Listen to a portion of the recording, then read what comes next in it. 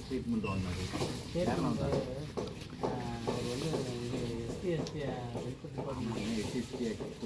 அதில் வந்துட்டு யாரெல்லாம் வந்திருந்தாங்க யாரெல்லாம் வந்திருந்தா கடையில் மாதிரி சரி அதுக்கப்புறமேட்டுக்கு ஏஹெச்எம்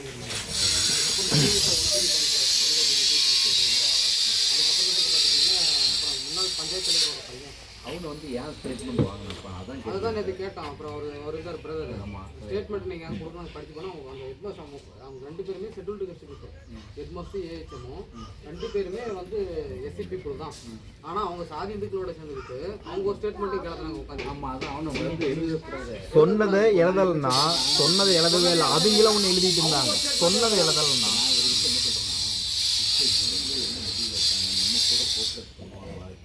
வழக்க ஸ்டாண்ட் பண்ணலாம். இப்போ வந்துட்டு இவங்களுக்கு அதாவது மற்ற பத்திரிகை மாதிரி இப்போ நான் வந்துட்டு ஒரு விஷயம் எல்லா இடம் பிரச்சனைக்கு ஓடுறேன் திரும்ப அது வந்து பேருவங்க வீட்டு பேப்பர்லாம் வந்து அவங்க நம்ம ஃபேமிலிக்குமே காசு கொடுத்து கவர்மெண்ட்டுக்கு தேவை அவங்க அப்படியே எல்லாமே ஆஃப் பண்ணுறாங்க.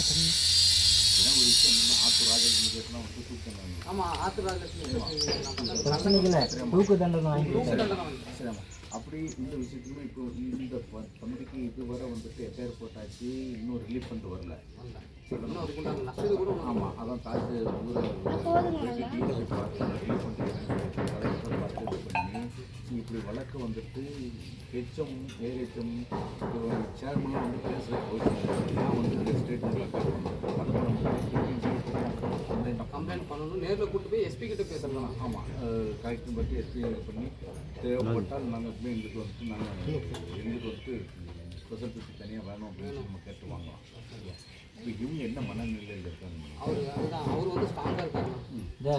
இப்போ அதர் கட்சியிலேருந்து வர்றவங்க செயலாளர் வருவாங்க மாவட்ட தலைவர் வருவாங்க கட்சி தலைவர் வந்திருக்காரு விட்டுட்டு பாதியில் போகிறவங்க கிடையாது விட்டுட்டு பாதியில் போகிறவங்க கிடையாது. நான் வந்துட்டு மாநிலத்தில் முக்கியமான ஒரு பேசிக்காக கூட வந்து உங்கள்கிட்ட டான்ஸ் பேசுவாங்க நீங்கள் யார்ட்டையும் போவீங்க நாங்கள் பார்த்துக்கிறோம் வச்சுக்கிறோம் அப்படின்னு சொல்லி கூட உங்களை டான்ஸ் பேசுவாங்க. ஆனால் வழக்கு எந்த இடத்துலையும் திருடுபடுத்துவாங்க அப்படிங்கிறது எனக்கு தெரியல. இப்போ இன்னொரு விஷயம் என்னென்னா இப்போ சம்பவம் வந்து எஃப்ஐஆர் போட்டு இப்போ 4-5 நாள் ஆயிடுச்சுல 5ஆம் தேதி போட்டதில் தானே பேர் 5ஆம் தேதி போட்டதுங்களா டைம் பார்த்து